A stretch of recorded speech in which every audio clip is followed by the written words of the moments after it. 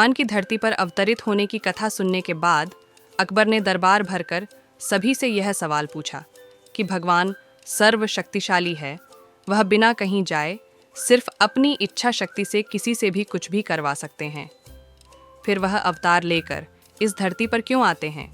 दरबार का कोई भी व्यक्ति इस सवाल का संतोषजनक जवाब नहीं दे पाया तो अकबर ने बीरबल की तरफ देखा। बीरबल ने अकबर से इस सवाल का संतोषकारक उत्तर दे पाए इसलिए थोड़ा समय मांगा। अकबर भी इस बात के लिए राजी हो गया। दरबार खत्म होने के बाद बीरबल सीधा उस नौकरानी के पास गया जो अकबर के बच्चे के देखभाल का काम करती थी। बीरबल ने अकबर द्वारा पूछे गए सवाल के बारे में उसे नौकरानी को बताया और उसे उस सवाल का उत्तर देने में उसकी सहायता की ज़रूरत होगी ऐसा उसे समझाकर उसकी सहायता मांगी। नौकरानी जानती थी कि बीरबल उसे कभी मुसीबत में नहीं डालेगा, इसलिए वह बीरबल की सहायता करने के लिए सहमत हो गई। और उसे क्या करना है, वह पूछा। बीरबल ने उसको बताया कि जब शाम को हमेशा तरह अकबर जब अपने बच्चे के साथ खेलने के लिए आएगा तब तुम्हें किसी बहाने से बच्चे की जगह उसके जैसे दिखने वाले खिलौने को तालाब में गिरा देना है।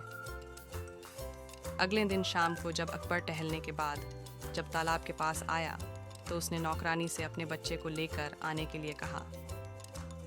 नौकरानी बीरबल के समझाए अनुसार बच्चों का खिलौना कपड़े में लपेट कर लेकर आई और लड़खड़ाने का नाटक करते हुए उसे तालाब के पानी में गिरा दिया।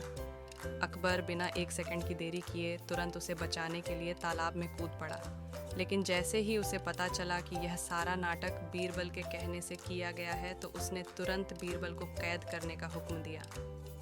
बीरबल ने भी 1 मिनट की भी देरी न करते हुए अकबर से कहा कि यह आपके उसी सवाल का जवाब है जो आपने मुझे कल पूछा था। बीरबल बोला कि अगर मैं सिर्फ आपको बोलकर समझता तो शायद आप नहीं मानते, इसलिए मुझे यह सारा नाटक करना पड़ा।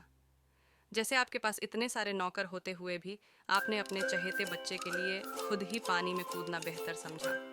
बस इसी तरह भगवान भी अपने चहेते लोगों के लिए, उन्हें मुसीबत बचाने के लिए खुद ही धरती पर अवतरित होते हैं। फिर चाहे वह अपनी एक इच्छा मात्र से उनकी सहायता कर सकते हैं, लेकिन यह उनका प्यार ही है जो उन्हें धरती पर खींच लाता है।